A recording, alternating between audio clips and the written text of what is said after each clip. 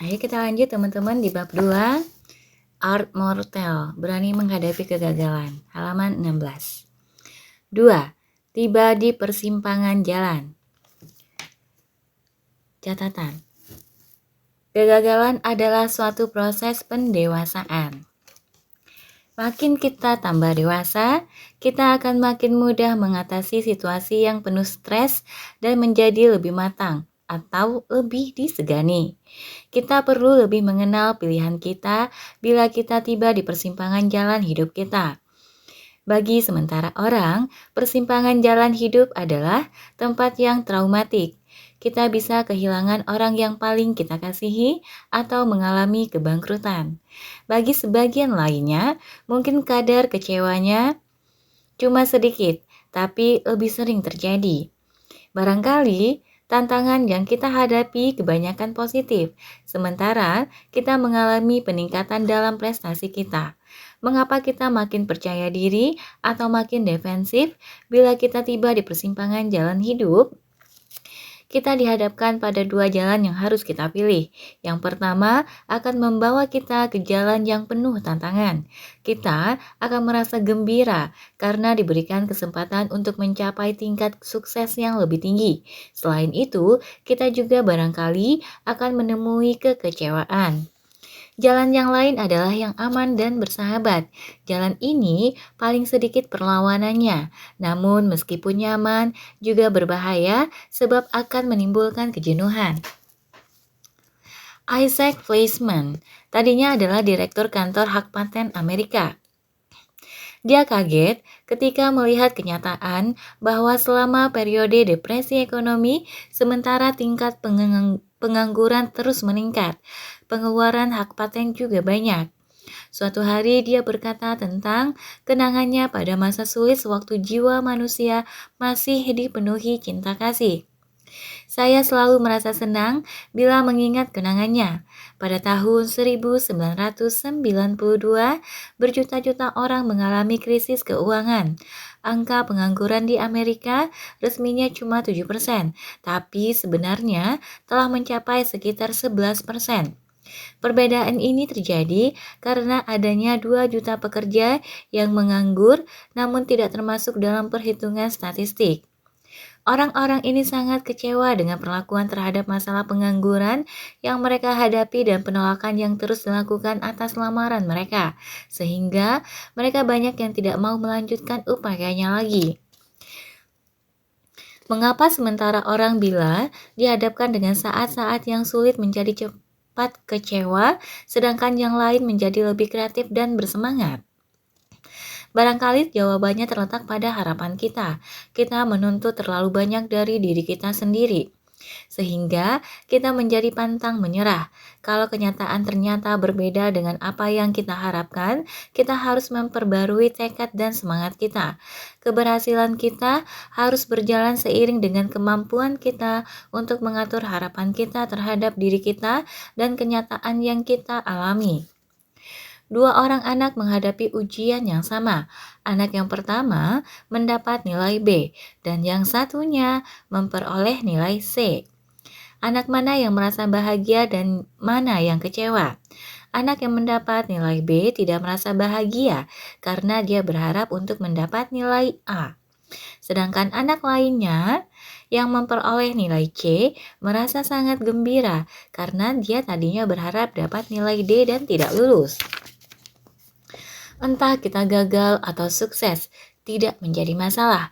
Yang penting adalah cara kita menghadapinya. Entah kita memanfaatkan keadaan yang terjadi atau tidak, dimulai dari harapan kita. Jika kita sering berharap untuk gagal sebelum mencapai sukses, maka kegagalan tidak akan mengecewakan kita, tapi akan mendorong kita untuk lebih tekun dan bersemangat. Anggap saja Anda akan memulai bisnis sendiri. Anda mempunyai daftar dari 100 perusahaan yang membutuhkan produk Anda. Anda menelpon 12 kali, tapi tidak ada satupun jawaban yang positif. Apakah Anda akan merasa ditolak dan kecewa? Apakah Anda selalu membaca Wall Street Journal dan menelpon teman-teman Anda untuk mendiskusikan rencana pertemuan sosial minggu depan? Apakah Anda berpikir untuk segera berhenti saja? Tentu saja tidak. Jangan berharap bahwa sukses itu gampang. Hanya segelintir orang saja yang lahir sebagai manusia jenius atau cepat meraih sukses. Salah satu kutipan yang paling saya sukai adalah kata Michelangelo. Kalau kamu tahu betapa kerasnya saya bekerja, kamu pasti tidak akan pernah bilang bahwa saya seorang jenius. Catatan, kita baru akan berhasil jika kita rela mengalami kekecewaan. Rangsang pikiranmu. Kalau Anda mempunyai harapan atas diri sendiri dan harapan realistik terhadap dunia di sekitar Anda, maka Anda mungkin akan dirangsang oleh berbagai jawaban yang negatif. Bahkan, Anda mungkin perlu mengalami 20 kali penolakan pada pagi hari guna merangsang pikiran Anda dan menghasilkan reaksi adrenal. Mereka yang menghentikan upayanya mungkin kurang memikirkan dirinya sendiri atau menyepelekan kenyataan yang mereka hadapi. Pada saat mengalami kesulitan, mereka sering memutuskan, "Saya pikir seharusnya saya tidak pernah mencobanya dulu." Pada saat orang-orang ini tiba di persimpangan jalan, mereka memilih jalan yang aman. Mereka malas menempuh bahaya dan yang selalu menyertai setiap petualangan dan kesempatan. Banyak yang dapat dipelajari dari pengalaman yang mengecewakan. Salah satunya adalah dengan mempelajari bagaimana harapan kita bisa mempengaruhi cara berpikir kita pada saat kita menghadapi kesulitan. Catatan, jika kita menganggap kenyataan sebagai tantangan yang berkesinambungan, kita akan melewati masa kesukaran dengan aman. Setiap sukses yang saya capai telah menyiapkan diri saya untuk menghadapi berbagai peluang yang menantang. Kesulitan menyelesaikan kuliah belum seberapa dibandingkan dengan keberhasilan yang saya capai di Old Town. Tantangan yang saya hadapi di IBM bahkan lebih sulit lagi. Begitu juga mengajar di perguruan tinggi, sangat mudah dibandingkan sewaktu saya memulai bisnis sendiri. Kegagalan selalu menjadi teman akrab saya. Walaupun kita memiliki cita-cita tinggi, kita kebanyakan sering menderita akibat kegagalan dan penolakan. Meskipun tekad kita memaksa diri kita untuk tetap gigih berusaha, namun citra diri kita bisa memudar akibat kekalahan dan sikap sinis orang lain. Dalam prosesnya, acap kali kita mengalami saat-saat penuh amarah atau depresi. Sebelum akhirnya kita berhasil mencapai tujuan kita. Kita tidak boleh mengizinkan kegelisahan, umpan balik negatif, dan stres mendorong kita untuk melakukan kompromi dengan aspirasi kita. Bila kita kecewa, kita harus tetap berpegang teguh pada tujuan kita.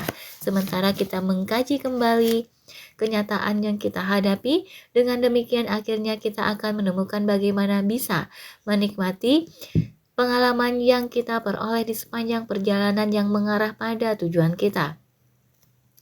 Pada tahun 1986, Don Fehlhaber tiba di persimpangan jalan hidupnya. Dia sekarang adalah manajer senior pada Departemen Konsultan Manajemen dari perusahaan jasa akuntan KMPG, Pitt Marwick. Don bercerita kepada saya. Waktu itu merupakan saat yang paling sulit bagi saya. Perusahaan saya sebenarnya menghasilkan produk yang bagus, tapi perusahaan lain ingin berusaha di bidang yang sama.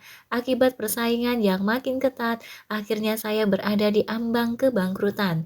Kemudian, ibu, ayah, dan nenek saya meninggal berturut-turut. Sebagai ahli waris keluarga, saya merasa sangat terpukul, apalagi saya merugi terus setiap hari. Akhirnya istri saya menegur saya, "Kau bisa berdiam terus di sini sepanjang hidupmu, atau kau lakukanlah sesuatu untuk mengatasi persoalan ini." Bertindak ialah pilihan saya. Sejak saat itu saya bisa mengendalikan situasi. Anda harus produktif dan bekerja lagi, meskipun Anda telah menderita kekecewaan. Hadapi kegelisahan, evaluasi kembali masalahnya, dan fokuskan pada jalan keluarnya. Saya tidak mengenal kegagalan. Kegagalan hanya terjadi ketika Anda berhenti mencari jalan keluarnya. Daripada berhadapan dengan kegagalan, rubahlah lingkungan Anda. Anda harus menjadi bagian dari kenyataan, sehingga Anda tidak akan menemui kegagalan. Jalan menuju sukses akan terasa kurang menekan jiwa jika bila kita memutuskan bahwa kegagalan hanyalah suatu pengalaman yang akan mengantarkan kita untuk mencoba berusaha lagi dengan pendekatan yang berbeda. Jika kita mau menerima gagasan ini, maka kita menumbuhkan semangat yang berbeda. Tekad kita akan semakin teguh, dan kita tidak akan mudah kecewa atau marah akibat peristiwa yang kita alami. Tetap memiliki rasa humor. Pada tahun 1948, Tom Dewey adalah gubernur New York dan dia mencalonkan diri untuk jabatan presiden melawan Harry Truman. Sebelumnya memang Dewey memimpin di depan Presiden Harry Truman, sehingga pada sore menjelang berakhirnya perhitungan suara, tercetak tulisan besar di halaman muka, The Chicago Daily Tribune. Dewey mengalahkan Truman. Maaf ya kalau sebut namanya salah-salah, benerin sendiri aja ya. Pada sore itu pula, sementara orang masih menghitung jumlah suara yang masuk, Tom bertanya kepada istrinya sambil menikmati makan malam bersama. "Sayang, bagaimana rasanya nanti bila tidur bersama Presiden Amerika Serikat?" Istrinya menjawab, "Tentu saja, saya sangat senang." Besok paginya, sambil makan pagi, mereka membaca berita di koran yang melaporkan bahwa Truman berhasil mengungguli pesaingnya dengan suara terbanyak. Istrinya bertanya, "Tom, apa sebaiknya saya yang pergi ke Washington atau Harry yang harus berkunjung ke sini?" Kegagalan memperbaharui kerendahan hati kita. Kita tidak boleh terlalu sering memikirkan nasib kita, tapi kita perlu tetap memiliki rasa humor di dalam diri kita.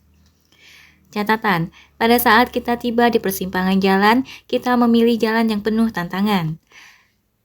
Dengan memperkuat citra diri kita membantu diri kita agar tetap memiliki rasa humor.